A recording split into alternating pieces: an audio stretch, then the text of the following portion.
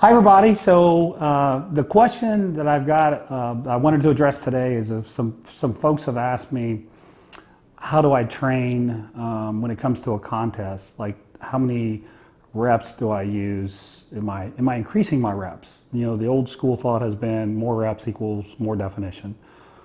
So I'm going to address that today. So stay tuned.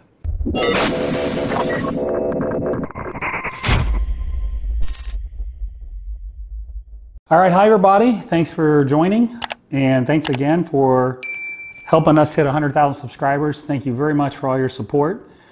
And the question today was, you know, I got this a few times last week, and the question was, how do you handle your repetition ranges close to a contest? The old school thought has been that when you increase your repetitions, like you start doing 15 sets of 20 reps, 25 reps, that you create a little bit more muscular definition, separation, things like that. This is one of the ones I feel very strongly about, and I feel that is a very wrong way to think. I am 100% against that. A lot of things in our industry they're not so black and white. You got to look at the context and the situation that someone's in. But this is one of the few things that is pretty black and white to me.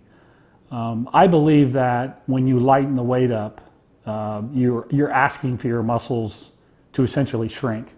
A muscle fiber doesn't have to produce the same amount of force. It doesn't have the same tension applied to it. And you had to build your weight up, your tension, all those things had to happen for you to get to the size that you got to. So you had to train a little heavier in some cases, or train with some more tension. You had to load the muscle fibers a little differently. You had to exhaust them a little differently. But all those things kind of helped you get to where you're at. And then it's like you put everything in reverse. And you say, okay, now I'm going to lighten up and not use heavy weights anymore. And I think that's a very risky way of thinking, because the muscle fiber, again, it has no reason for any positive adaptation. It's going to, if it doesn't need to be as strong, it doesn't need to produce as much force, it doesn't need to produce as much tension, I think you have a real risk of the muscle getting smaller. And that's just what I've seen over the years. Now, I will say this, if you're an astute student of the game, you could say, well, John, what about taking the sets to failure that are a little bit lighter, maybe 60% of your one rep max, as opposed to like the normal 80% of your one rep maxes that you use.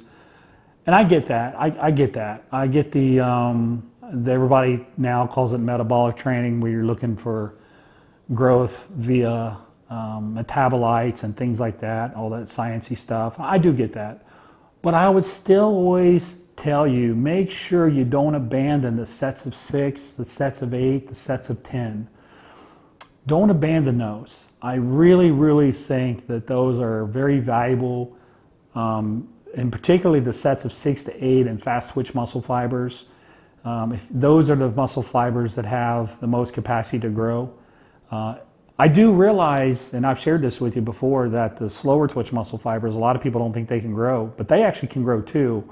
But you're probably looking at twice the growth, at least from the research I've seen from Chris Beardsley and Brad Schoenfeld, two guys who I have a tremendous respect for. You're looking at the fast twitch muscle fibers having more capacity to grow, so you can't just abandon those guys.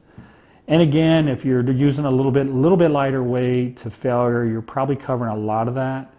But keep your rep range open. Keep doing the 6s, the 8s, the 10s, and by all means, throw in some 15s and 20s. But don't think of it as magically cutting. They're not going to magically cut.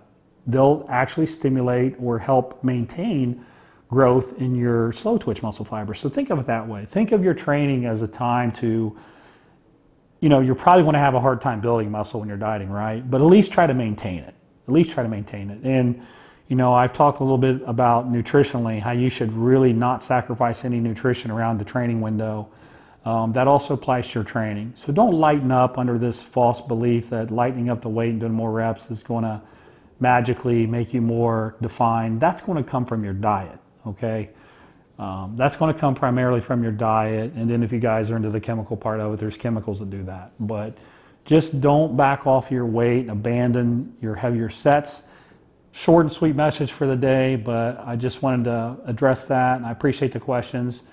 And if you have any more questions about this topic, just list it below, and we'll get it answered for you. And as always, thanks for your support.